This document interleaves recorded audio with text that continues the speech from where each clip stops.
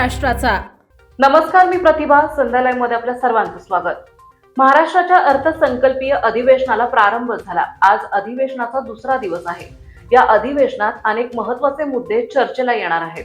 अजित पवार यांच्या विमान अपघातामागे संभाव्य घातपाताच्या शंकांवर, तसेच पार्थ पवारांवरील गंभीर आरोप, मुंडवा जमीन घोटाळा प्रकरण आणि अवकाळी पावसामुळे शेतकऱ्यांचे झालेले नुकसान यावर प्रश्न उपस्थित केले जाऊ शकतात.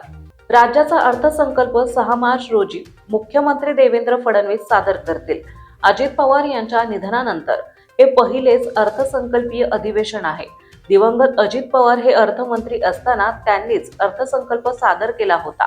मात्र आता मुख्यमंत्री देवेंद्र फडणवीस 6 मार्चला सादर करणार आहेत.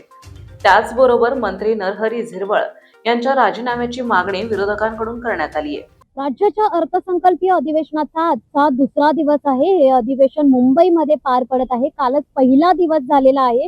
आपण जर बघितलं तर उपमुख्यमंत्री अजित पवार यांचं अकाली निधन झालं. त्यामुळे कालच्या पहिल्या दिवशी शोक प्रस्ताव मांडण्यात आला. तसेच अजितदादांना कुठेतरी श्रद्धांजली वाहण्यात आली. यावेळी अनेक मंत्री असतील, आमदार असतील यांना अश्रू देखील अनावर झालेले.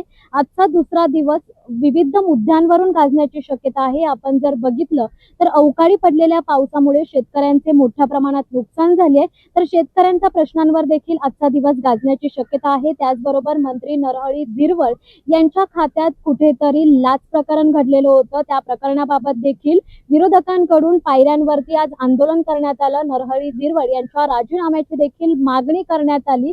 त्याचबरोबर आपण जर बघितलं तर उपमुख्यमंत्री अजित पवार यांचं झालेलं निधन हे कुठेतरी घातपात आहे का, अशी शंका रोहित पवार असतील किंवा इतर विरोधक असतील त्यांनी कुठेतरी व्यक्त केली होती. त्यामुळे हा मुद्दा देखील आजच्या अधिवेशनात गाजण्याची शक्यता आहे. यांसारखे विविध मुद्दे आजच्या अधिवेशनात गाजण्याची शक्यता आहे. व्हिडिओ जर्नलिस्ट तुषारसह मी धनश्री देवडेकर, दैनिक संध्या, मुंबई. ताज्या आणि महत्त्वपूर्ण बातम्या पाहण्यासाठी आजच आमच्या संध्या लाईव्ह न्यूज चॅनलला YouTubeवर सबस्क्राईब करा आणि बेल आयकॉन प्रेस करा.